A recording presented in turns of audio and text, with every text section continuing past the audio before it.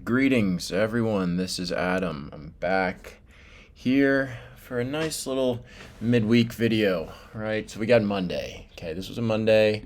Um, I want to take a look, kind of a market overview. I want to show everybody how I take a look at something, just the overall market after after the action, plus how I am looking at it during the day, right? I only took one trade today. It was in fact Tesla, which was great. I did keep some of it, but the point being, identifying themes and identifying what type of day is today going to be. Right? What type of day is today? Was today, but how do we not let that impact what we think about tomorrow, right? So there, it's kind of twofold, right? So first off, during the day, how are you identifying the theme, right? How are you identifying the theme, the trend? Um, they're not necessarily the same thing to me, though. So let me sort of define these terms before I dig in. A theme to me is, I mean, it's more of a, okay, I kind of like to characterize things in buckets, right? I say buckets, like Snap, Pins, Twitter. They're all in the, Facebook, Meta, kind of, not really as much. But, they're in the socials, in the social media bucket, right? I just have, the EV bucket. There's the Chinese EVs buckets. There's all the stocks that have big gaps to fill after earnings gap downs, right? Just because it's in a different industry doesn't mean it can't be in a different bucket, right? Arc K, all those stocks are going to act the same. They're all in the same bucket, even though it's Tesla kind of acts a little bit different. I mean, it's sort of the leader, obviously, for ARC, but you look at things like Teladoc, you look at Unity. I mean, their charts are going to look the same in a lot of cases, even though they do nothing the same, right? It's just because of the nature of them. What do people look at them as? Higher growth, more volatile names, that can go up and down 7 to 10% a day. It's possible, right? Roku went up 7%. They did have a announcement with Amazon, which definitely helped them out pre-market. So what did we see today? Like, to me, a theme is sort of, I'm characterizing this into a bucket of what I can reasonably assume for the rest of the day. Okay, so I'm taking in what I'm seeing over here. I'm trying to put it into a bucket and then have that give me expectations for what I can reasonably assume for the rest of the day. Okay, so that's a theme, right? In my opinion. And then a trend would be something like I can actually, um, it's either up or it's a down, right? It's not really a subjective type deal. It's like there either is a trend or there's not. I mean, this is clearly going up, and then you make a trend line here, boom, boom, and then say it breaks the trend, right? Okay, we're in a temporary downtrend. Trend, you can find whatever trend you want to. I don't religiously stick to any single trend line, right? I'm always thinking, okay, this trend line can become invalid at any point, and I'm willing to change it. But I am accepting the fact, like, hey, this trend line, it's only as good as the chart proves. Like, this one proves that it's quite good based on all of these. So I would reasonably think that the next time it touches it up here, I would probably get a bounce, which we did. If it invalidates, it'll probably break down, which it did, started a downtrend. But you go to a different time frame, you say, okay, well, what does my trend look like here? It's gonna look a little bit different, right? But you can still say, okay, uptrend here, downtrend, right? You keep zooming out. Okay, just keep taking in all these data points, right? So trend is more of, hey, we kind of move it around. We try to take, we just analyze what we're seeing, right? So trend is more of a quantifiable. This is, I can identify it and say, hey, this is a trend. It can become, invalid by by a formational breakdown or something. But a theme is more, okay, we're in a day, and the more obviously that you observe and take in these days, you're saying, okay, well, it went straight up for about 30 minutes, 20 minutes, 30, and then kind of stopped. And so at that point I'm thinking, okay, which what days can this really get characterized into from a theme standpoint? So for me, I'm thinking, okay, it ripped. I mean, Apple was very strong, so I'm also taking into account like what what's making up the S&P, right? Apple, Microsoft, Facebook, Tesla. How are they? Um, well, Google, actually, Amazon had an incredible ramp to the end of the day, which probably contributed to a lot of that. But this went up 1%, right? How much of it is past the point of no return for me to throw it into okay, well, is it reasonably assumable that it could just completely reverse this move? Um, Maybe last month for a couple weeks, yes. But right now, I mean, we're in a very, if you zoom out to the daily, we're in a very strong uptrend, right? We're in a trend.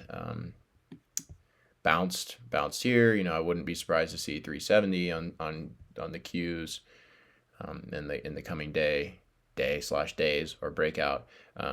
But why theme assessment is so important for me is because it enabled me. I'm a pretty impatient trader, if I'm being honest. I mean, I rarely swing things, and I rarely hold things for more than 10, 15 minutes. However, I entered Tesla calls at 8:57 Central Time, and I held them for the entire day, and I held some overnight, right? But why? It was because I was very convicted in the theme of the day. So what I see here is we rip off open, and so I'm thinking, okay, how how is this interacting? Okay, well, this is the Qs, right? This is basically the Nasdaq. So how are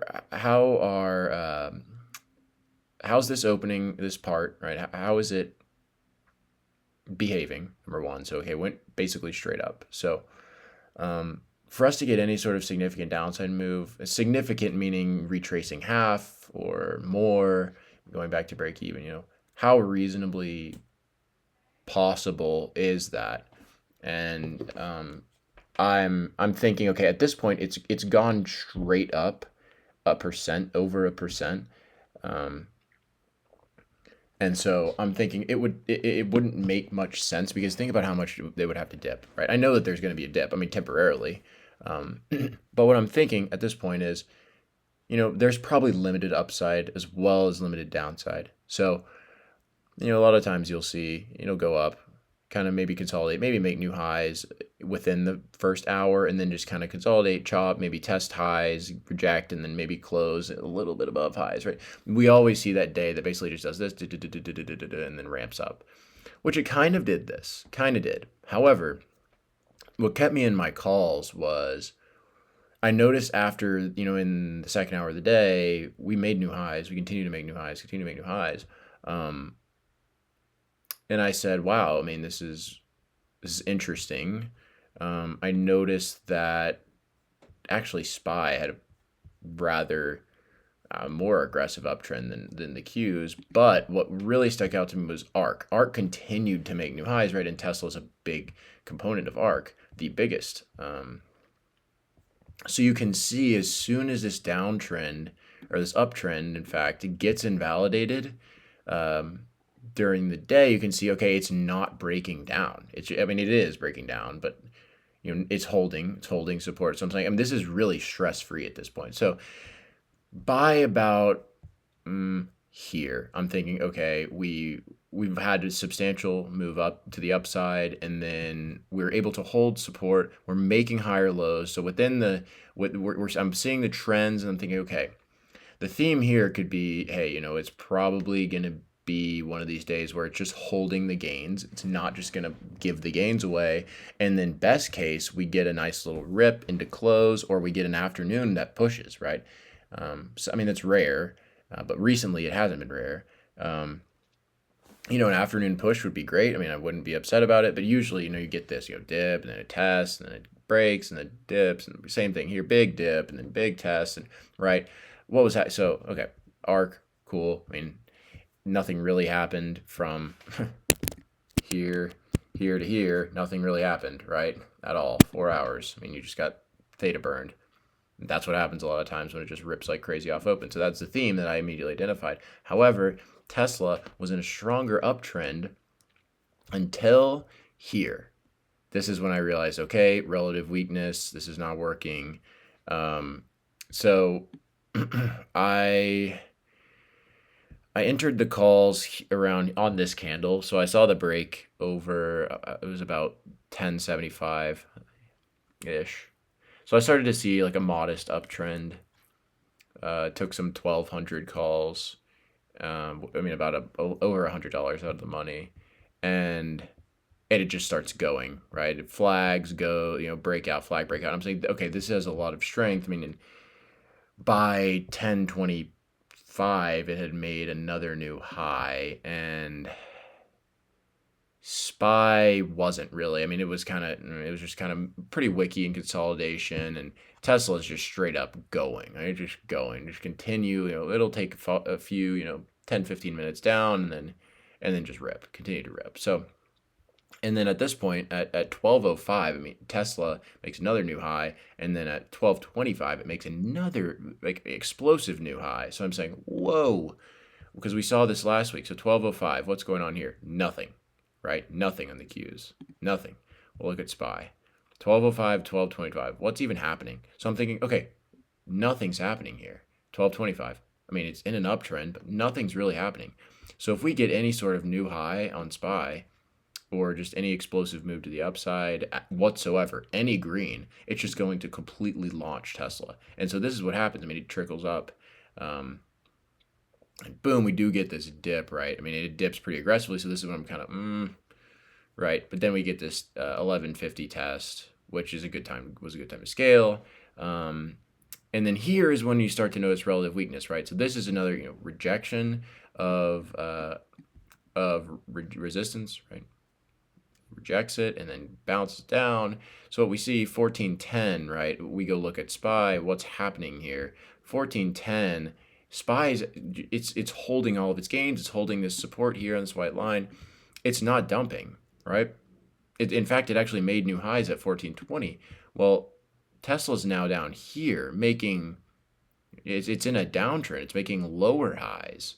So that starts to become alarming to me, right? So I'm immediately looking at ARK. I'm saying, okay, whoa, is this just a Tesla thing, or is this an ARK as a whole thing? And I'm saying, I mean, ARK looks decently reversible here. Not very aggressive, not as good as SPY, but I mean, it looks acceptable. So I'm just thinking Tesla's just an outlier here. I mean, it's just dumping, right? And so I'm hoping at this point it's gonna hold 1140 being this level right here, right? The lows of that previous knife that ended up ripping. I'm thinking, okay, hopefully it can hold it.